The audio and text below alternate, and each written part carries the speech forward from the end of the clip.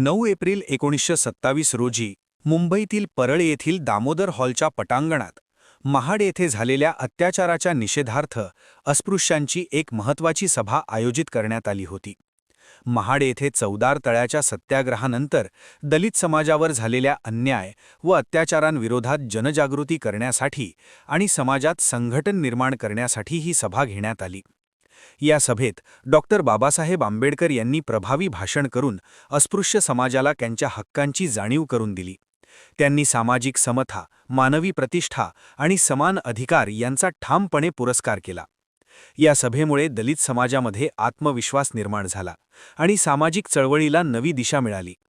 ही सभा केवळ निषेध व्यक्त करण्यापुरती मर्यादित नव्हती, तर ती सामाजिक परिवर्तनाच्या लढ्याचा एक महत्त्वाचा टप्पा ठरली.